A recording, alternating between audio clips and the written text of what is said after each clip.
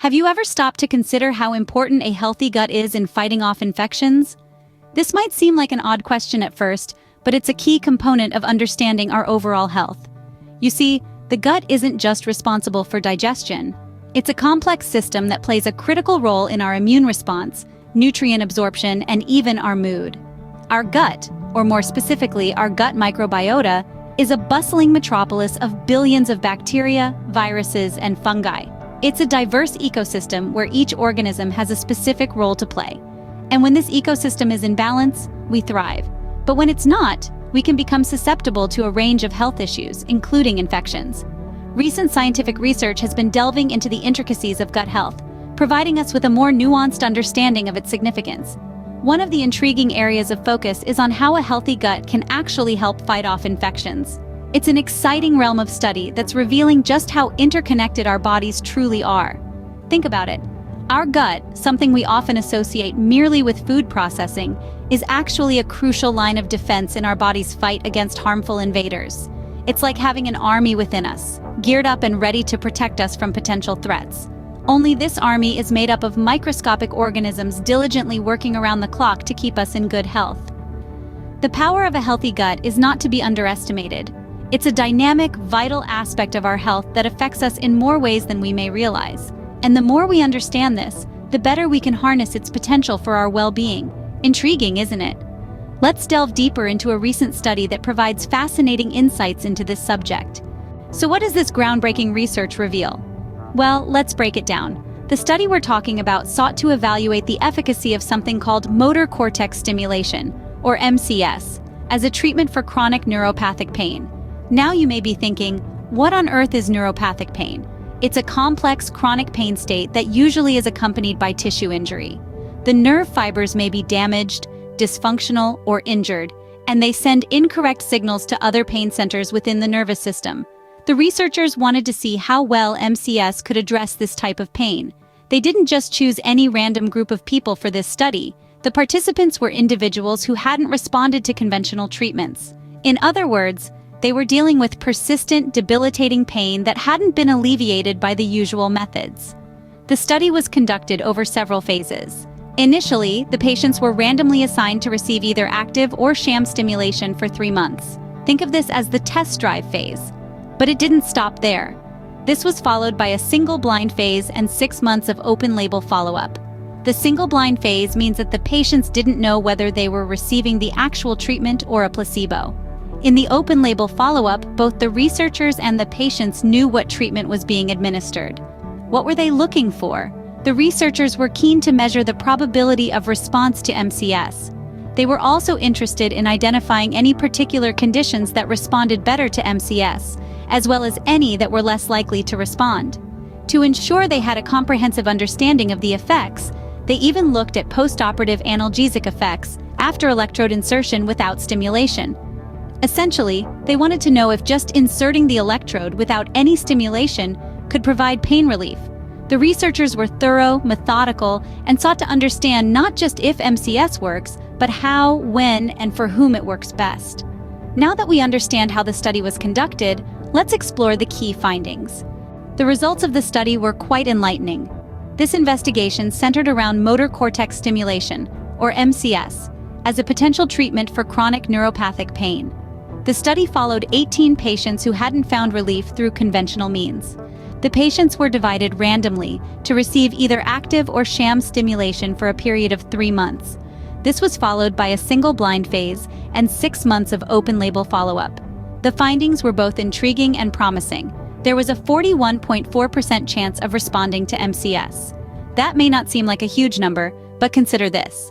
When you compare the probability of improvement during active stimulation to the baseline, it was between 47.2 and 68.5%. The most common conditions among the long-term responders, who constituted 39% of the patients, were facial pain, phantom limb pain, or complex regional pain syndrome. Interestingly, non-responders were more likely to have post-stroke pain or pain associated with brachial plexus avulsion. Another fascinating observation was that 39% of patients experienced a post-operative analgesic effect after electrode insertion without stimulation. In layman's terms, they felt relief after the electrode was inserted. even before the stimulation began. The study also revealed that patients with specific clinical conditions or those who developed an insertional effect had a near 100% chance of responding to MCS. This is an important point, as it suggests that certain factors could predict a positive response to this treatment. In conclusion, while the study has its limitations, the findings suggest that motor cortex stimulation might offer a beacon of hope for those struggling with chronic neuropathic pain. It also underscores the need for identifying predictors of positive outcomes in MCS for effective pain management. These findings are significant, but what do they mean for us?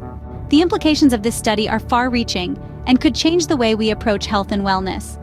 Imagine the possibilities that lie ahead as we begin to fully understand the power of a healthy gut and its role in fighting off infections. This study's findings hint at a future where health and wellness are not just about diet and exercise, but also about nurturing and maintaining our gut health. Think of the dietary changes this could bring about.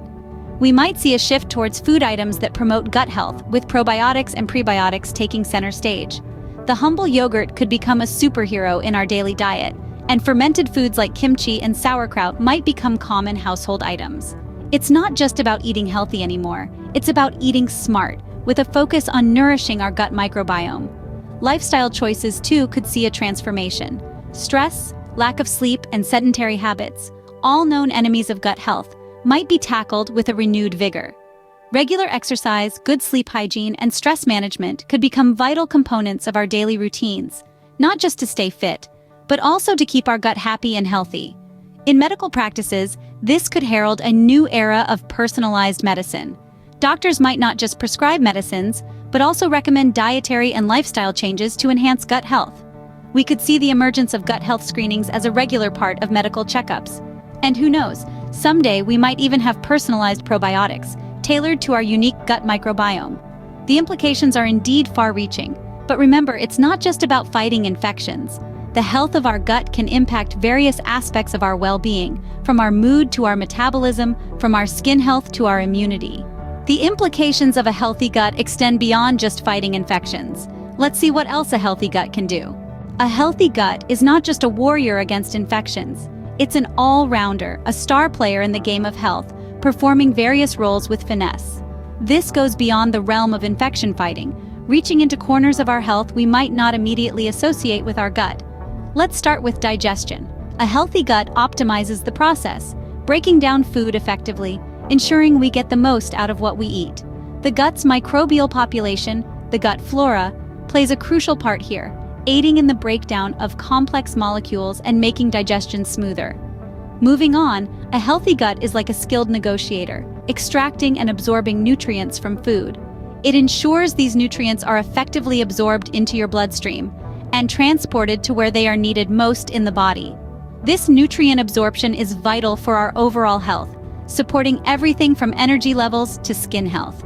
But that's not all. A well-functioning gut also plays a crucial role in weight management. It helps regulate metabolism, affecting how we store fat, balance blood sugar levels, and respond to hunger signals. In this way, the gut can be seen as a crucial ally in maintaining a healthy weight. And finally, let's not overlook the gut-brain connection. Our gut communicates with our brain, affecting mood and mental health. The feel-good neurotransmitter serotonin, for example, is largely produced in the gut. So, a healthy gut can contribute to a positive mood and overall mental well-being. So the next time you're considering your health, remember, your gut plays a significant role. It's not just about fighting infections, but about promoting overall wellness.